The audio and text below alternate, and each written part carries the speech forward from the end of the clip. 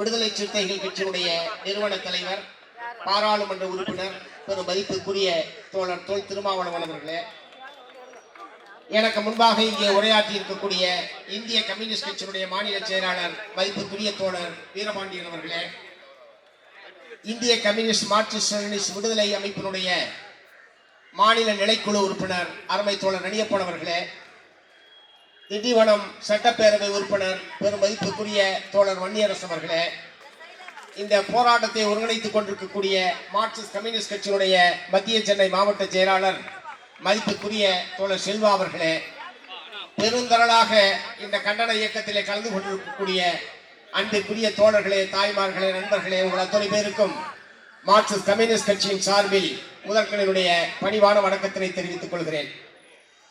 ஒன்றிய பிஜேபி அரசாங்கம், குறிப்பாக ஒன்றிய பிஜேபி அரசாங்கம் ஆட்சிக்கு வந்த காலத்திலிருந்து மக்களுக்கு விரோதமான, விவசாயிகளுக்கு விரோதமான, தொழிலாளர்களுக்கு விரோதமான, ஏழை எளிய மக்களுக்கு விரோதமான அரசாங்கத்தான் அது தொடர்ச்சியாக செயல்பட்டு வந்திருக்கிறது. ஆகவே கடந்த 12 ஆண்டு காலத்தில் இந்த மக்களுக்கு எதிராக அடுக்கடுக்கான தாக்குதல்களை அவர்கள் தொடர்ச்சியாக மேற்கொண்டிருக்கிறார்கள். இப்போது வந்திருக்கிற அடுத்த தாக்குதல் என்பதுதான் இந்த வணிக சிலிண்டருடைய விலையை ஒரே நாளில் 1000 ரூபாய் அளவுக்கு உயர்த்தி நாடு முழுவதும் இருக்கக்கூடிய ஹோட்டல்கள், சிறு வியாபாரிகள் அவர்களுடைய தலையில் ஒரு மிகப்பெரிய இடியை மோடி அரசாங்கம் இறக்கி இருக்கிறது. பிப்ரவரி மாதம் 28ஆம் தேதி அமெரிக்காவும் இஸ்ரேலும் சேர்ந்து ஈரான் மீது யுத்தத்தை தொடுத்தார்கள்.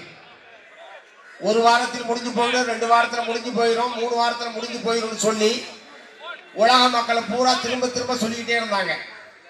குறிப்பாக அமெரிக்க அதிபர் ட்ரம்ப் ஒரு வாரத்திற்குள் நான் ஈரானை முடித்து விடுவேன் என்றெல்லாம் சொன்னார்.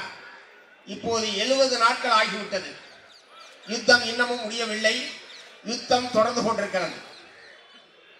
அமெரிக்காவும் இஸ்ரேலும் சேர்ந்து ஈரான் மீது தாக்குதல் என்று துவங்கினாலும் இன்றைக்கு வளைகுடா நாடுகள் முழுவதும் கடுமையாக இந்த யுத்தத்திலே இழுத்து விடப்பட்டிருக்கிறது.